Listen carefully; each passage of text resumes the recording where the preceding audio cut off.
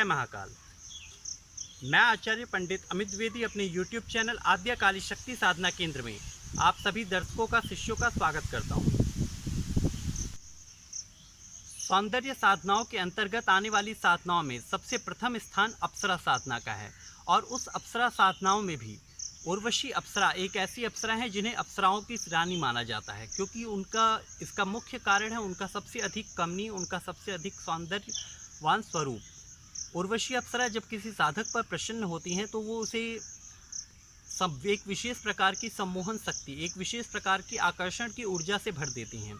उर्वशी अप्सरा साधक को धन द्रव्य इत्यादि प्रदान करके साधक की हर प्रकार से सहायता करती हैं, साधक की सुरक्षा करती हैं। उर्वशी अप्सरा की साधना स्त्री और पुरुष कोई भी कर सकता है। यदि स्त्रियां करें तो वो इन्हें मित्र रूप में इनकी साधना कर सकती हैं। यदि पुरुष उर्वशी साधना कर रहे हैं तो वो इन्हें प्रेमिका रूप में अथवा पत्नी के रूप में या बहन के रूप में भी इन्हें सिद्ध कर सकते हैं। माता रूप में भी उर्वशी अप्सरा की साधना की जा सकती है। विशेषकर एक बात का विशेष ध्यान रखना चाहिए कि जिन लोगों की शादी हो चुकी है उन लोगों को इनकी साधना पत्नी रूप में नहीं करनी चाहिए। इससे आपकी पत्नी को कुछ कष्ट हो सकते हैं। उसे अप्सराओं में सबसे अधिक मनोहर माना जाता है। देवराज इंद्र की सभा में सबसे अधिक सम्मोहक, अद्भुत आकर्षण, कमनीय रूप की स्वामिनी है उर्वशी। यह साधना 21 दिनों की साधना है। यह सवार की रात्रि काल से इसे प्रारंभ किया जाना चाहिए। साधना का समय रात्रि को 11 बजे से 2 बजे के बीच में रखें। ये सबसे समुचित समय होता है, क्योंकि उस समय शोरगुल और किसी प्रकार का हल्ला नहीं होता, जिससे आपका ध्यान भटकने की संभावना नहीं होती। साधना करते समय में साधक को सफ़ेद रंग के वस्त्रों को धारण करना है और सफ़ेद रंग के आसन पर बैठ करके ही ये साधना करनी है।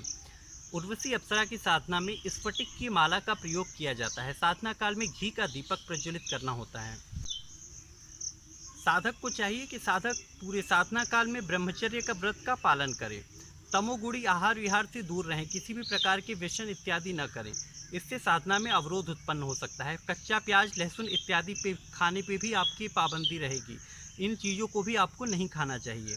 इसके अलावा इस साधना में तीसरे या चौथे दिन से घुंघरू बजने की आवाज़ या पायल के खनकने की आवाज़ या किसी तीव्र प्रकार के सुगंध की अनुभूति आपको हो सकती है। ऐसी स्थिति में साधक को अपना अनुभव किसी के साथ भी साझा नहीं करना चाहिए।